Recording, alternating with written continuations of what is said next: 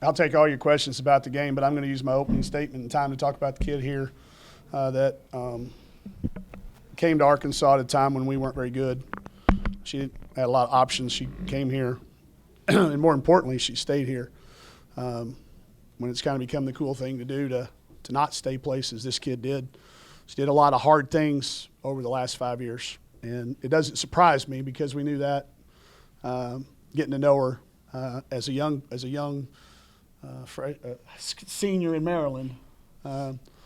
We thought we had it, but a lot of times these days you think something and it doesn't really work out that way. This kid over-delivered. So I'll use my time to open with that. Then y'all want to talk to her first? Yeah. Open with that. I'll take all your questions about the game. Tulsa deserves a lot of talk and a lot of credit, and I'll give them to that. I'll give that to them, but I'll take questions from Mac so she can get back with her team. Okay, questions for Mac, you think? Yeah, Makayla, just now that, your career's come to an end, just what has the past 5 years meant to you? It's meant a lot. I don't think I would rather be anywhere else, and I'm sad that it had to end like this, and I'm just proud of those girls that are still in the locker room with me. It wasn't the senior year that I wanted or pictured, but I'm really proud of the people in the locker room right now, and I'm excited to see what they do next year. Yeah, and then just talking about that, kind of what do you think is going to be the things you look back on the most about your time at Arkansas? Probably most of the stuff off the court, I think that kind of gets lost in the wins and losses, just the memories that we have off the court, the trips that we took, those little funny moments that we have. I think that's what I'll miss the most. Mike mentioned the commitment of staying here, playing here for 5 years. Why was that important to you? I think it was just important because they wanted me as much as I wanted them, and I was afraid that other schools didn't have that same interest, or they had that interest just for the moment, and I didn't feel like it would be right to turn my back on people who still believed in me and I believed in them. And a lot of times the grass isn't always greener, but I think that I wouldn't have grown as much as I've grown in these 5 years anywhere else but Arkansas. What do you think the mark that you left on this program is? Honestly, right now, I'm not sure. I hope in the next few weeks, months, I can kind of get to know what that is, but I just wanted to be like a good teammate. I really didn't care about my performance, but I wanted to be someone that my teammates could come to me with no matter what, when they're frustrated, sad, happy. I wanted them to know that I was there for them. And then I know you kind of touched on it a little bit about how they made you feel, but this coaching staff, Mike Neighbors, Todd, Pauline, Lacey, what makes them perfect in your mind? What makes them the coaching staff that they are? I think they just all feel like family, and I know every program says that, but I truly mean it.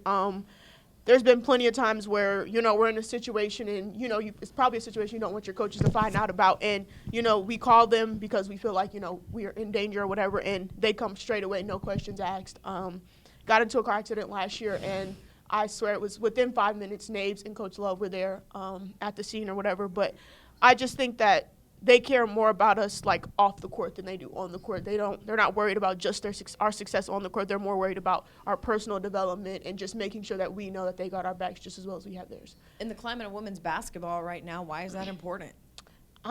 It's very important just because now with the transfers and all that, and no hate to the transfers, I think it's good for the game, but to have that type of stability within a program, I think is important because without it, I don't think we have the type of culture that we have. I think the culture kind of gets mixed up in what type of culture we want. Yeah, Makayla, I know this is all fresh and stuff, but what's kind of next for you? Do you know what your next plans are? I do want to play overseas if I have that opportunity, but if not, unfortunately, get a real job, start working. I'm sure my parents are excited, so I stopped using their money. But yeah, I'm open to a lot of things, but probably my priority is overseas first. Thank you. Thank you. Thank you, guys.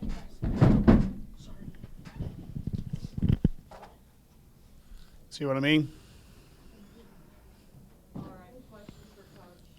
Tulsa, I said it when they lost in the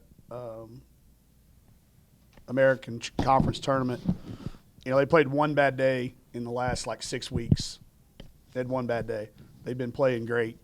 And it was a tough draw for us. Y'all can ask Coach Nelp. I called her last week when that happened. I said, we're coming to Tulsa.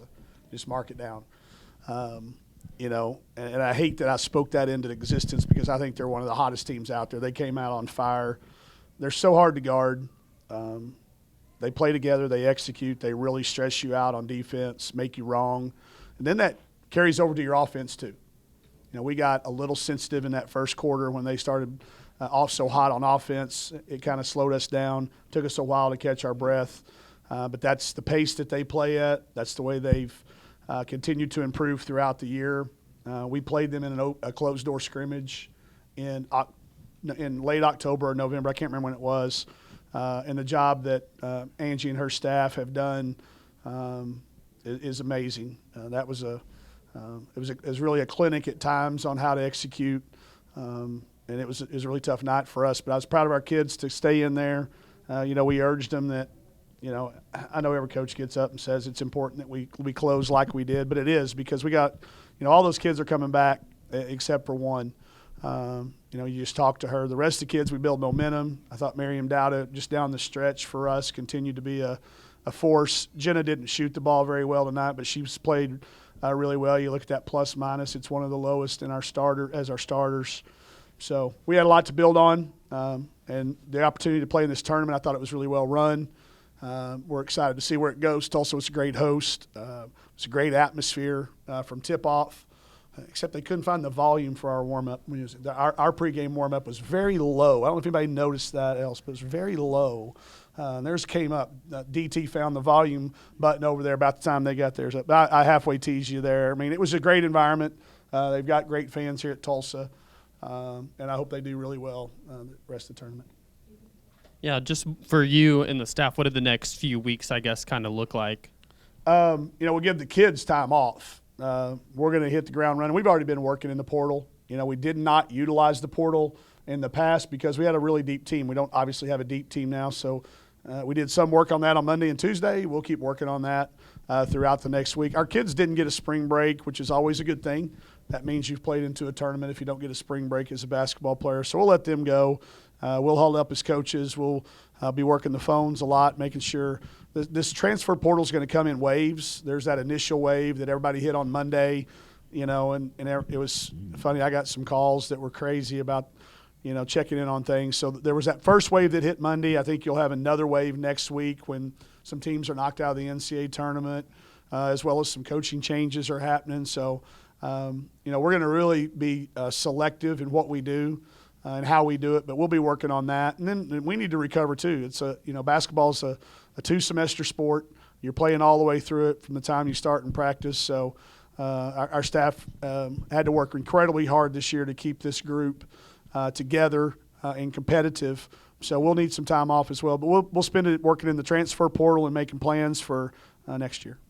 Yeah, you mentioned you played them in a closed-door scrimmage to start before the season started. I know for them, probably a lot of the same group. Yours looked totally different now. Just, yeah. I guess, how difficult was this season just to start with one team and end with a totally different one? It's hard. It's going to take me some time to go back and reflect on it because, again, it's like Mac. It's still fresh with us. We were trying to win that game, so I haven't really started that process yet. I've certainly learned a lot of things along the way. I mentioned a few of them, in our article when I was talking about the signing of Izzy coming in. So I think it'll be a very reflective month for us because, again, I have to look at it. I really trusted. It's the first word you see when you walk in our office.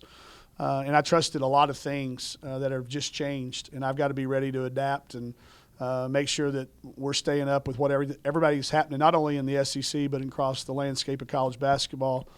But, you talk to Mac, and then you sit right beside her and you hear what she just said. You hear what she just said, and you go, man, I don't know that I will change that much. I'm not sure that I would rather have that statement about our program from a kid that's been here and stayed here than maybe win 2 or 3 more games. I don't know. It's going to be a reflective period. There's a lot to figure out with all that, but that's what we'll be doing. Yeah, and you mentioned, there's been a lot of lessons and everything across the span of the season. I guess what do you kind of take as the main ones that you kind of look forward to in the offseason? Well, the one thing is that trust thing. When I talk to a kid, I've got to really trust them.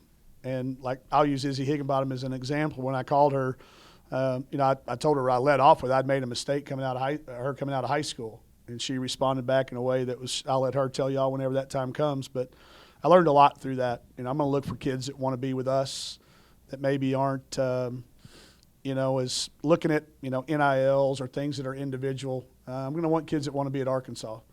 So I think I've learned the value in collecting talent. Sometimes the best talent, if you can't fit them together in a puzzle piece. We had a lot of really, really talented kids that never really fit together as a puzzle. So I'll spend some time doing that, making sure each kid fits with what we're doing and the kids we have around. I've got a question about the game, but because we're on this topic, what do you think this team needs in the rosters to fill some spots? Yeah, we need some depth, and we need some shot makers. I had some shooters, but we need some makers. We did not shoot the ball this year like we're capable of. It doesn't matter what you do in practice. Our practice numbers look good, but it never really translated. So we got to find some kids that are willing to work at it and be makers. We got to build around Miriam. I think she continued to show that she can be a dominant force a lot of ways. So we got to put pieces that fit with her. But we got to have some makers out there on the wing for Sam to dish it to. I mean, Sam couldn't get a driving lane because they weren't coming off shooters because they weren't really worried about how many threes we were going to make. Normally we take 28 threes. We're making 10 or 12 in the past. I think we've got to do that. We've got to get some depth. We can't win with 8 players. You can't make it through a season with that. So we had depth, when we went to Italy, or not Italy, but Croatia and Greece. So, but that was probably more of a result of, again, starting out with the wrong pieces. So we'll make sure we get the right pieces. Now looking at this game, what do you think it was with Tulsa to get that hot start offensively and then kind of keep you guys off of the offensive board? And was it the physicality that they were playing with early on? I honestly think it had a lot to do with their crowd. I think that crowd really fed them. I mean, I was pumped up with that floor show and the blue lights. And, I was watching it. I think the crowd got them pumped up. But they've played this way, Alyssa. They've been playing great. If you watch that film, it's like, whoa, boy, what are we going to try to take away? I mean, we were trying everything. So I don't know. I'd be interested to hear Angie's. I think they just played like they have been playing. It felt like it was a hot start because, again, we would let their offense, them making a three, affect us on our own offensive end. So I think it was those two compounding things. I know our kids were very anxious to play well. And when they didn't initially start out playing well, it took us a while to kind of regroup. So I credit their crowd initially and then their staff and their team for what they've been doing all year long. And just, she may come in and tell you she didn't think they played good. And she wouldn't be wrong. I think they missed some shots they normally make. It just it looked very, very impressive.